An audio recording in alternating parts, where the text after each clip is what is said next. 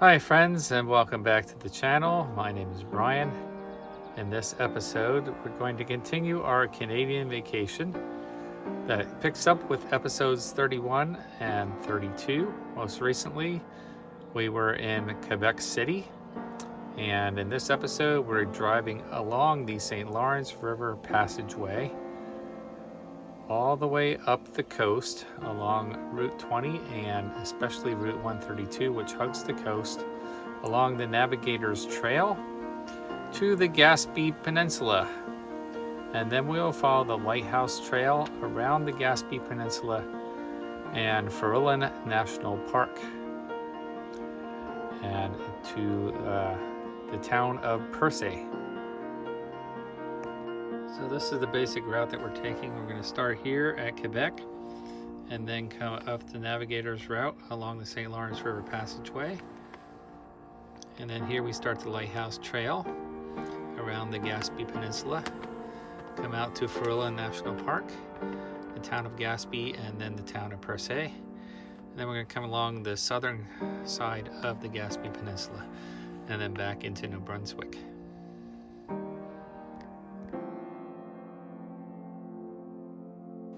Monday, July the 11th, we began our trip up the St. Lawrence River Passageway on Route 132, and we first stopped at the town of El Islet, where we saw the Église Notre Dame des Bons Secours Church and the Maritime Museum of Quebec, which had a bright red icebreaker in the harbor there.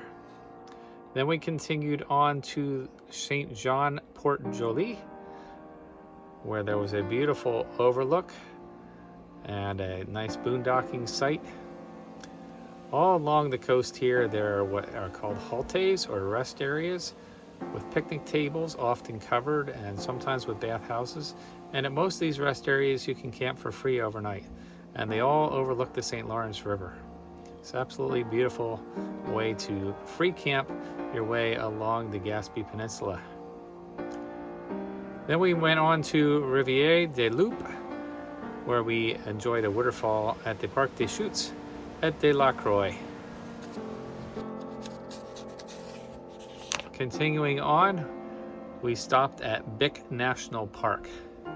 Bic National Park is a fairly small national park, but it has two different areas to it.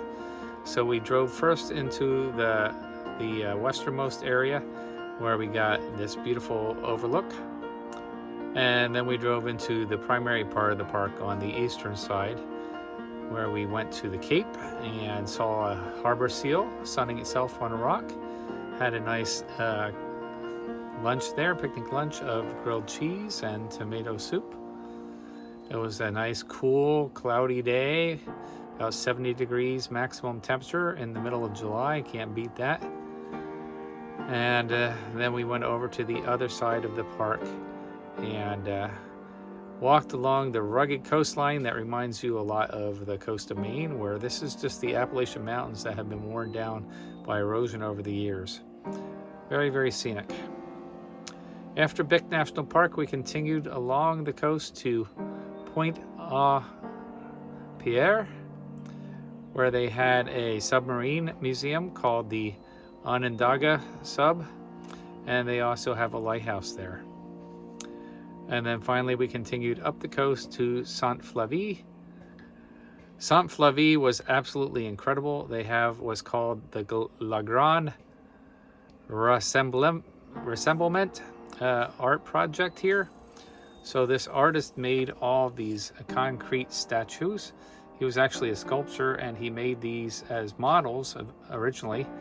And now you have all these human figurines that are made of concrete that are along the beach, and they go out into the water. And at low tide, you can walk out and you can see them, walks amongst them as we did today. And then later on, he added some rafts along with the art installation that have wooden figurines on them. Very, very scenic, great for photography. And I really enjoyed this place. Then we continued along the coast to the town of Matane and a little farther to Saint Félicité, where we had this really beautiful boondocking site. On Tuesday, July the 12th, We woke up at 6:45 after a very rainy night. We love to hear the rain on the roof of the van. It sounds really peaceful and relaxing. And then we drove along the coast again, now on the Lighthouse Trail. First stop was at La Martra Lighthouse, which is a bright red lighthouse that has its lens that rotates in a pool of mercury. I thought that was pretty cool. There's also a beautiful church in that town. Then we continued on to Cap Madeleine, which also has a very quaint church and another lighthouse there.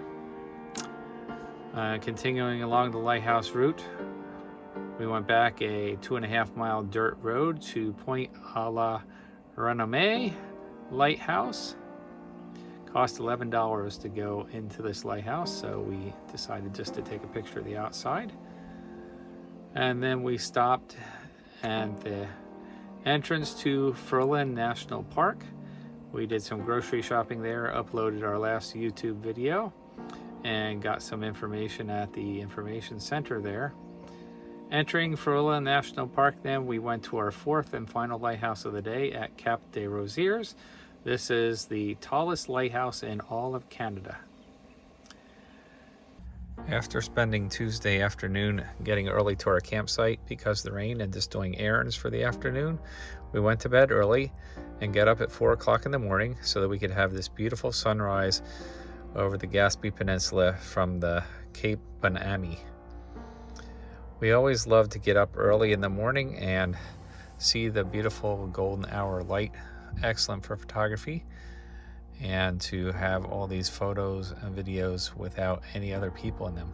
We're the only ones out there on the Cape at this hour, just looking down, watching and listening as the waves crashed against the rocks, and just really feeling one with nature. Then we walked down the stairs to the beach itself and got this beautiful view of the kelp in the early morning light. We drove back out of Forillon National Park to the Cape des Rosiers Lighthouse. And then we drove on 132 through the park, stopping to do a 1-kilometer hike for a waterfall. And then driving to the southern end of the park, where we did a 4.5-mile round trip hike out to the Gaspe Lighthouse and what's known as Land's End. So about 350 meters down the hill from the lighthouse, you have these views back of the lighthouse, and then you have views of the actual Gaspe Peninsula. Also in the park, there are some historic structures, such as the Hyman General Store from before the park was made. And there's also Plaget Beach. And we drove south around the peninsula to Perce, and we got views of the famous Perce Rock in the distance here. In Perce, they have a geopark, which is a UNESCO site because of the geologic history in the area. There's all sorts of fossils that date back 170 million years. We continued around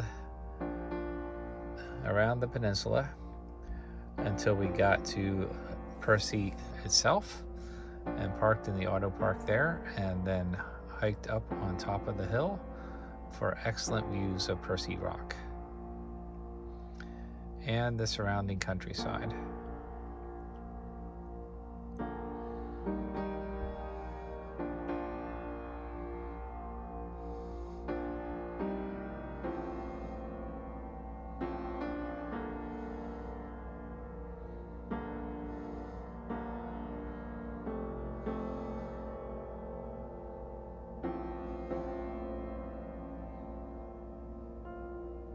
This area is also known for its gannet colony.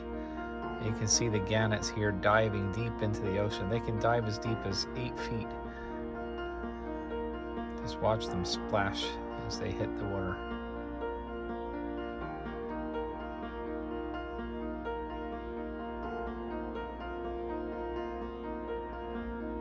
And then we continued on the Gaspe Peninsula until we reached the town of Campbelltown, where we crossed over the bridge and into New Brunswick, ending this chapter of our Canadian vacation.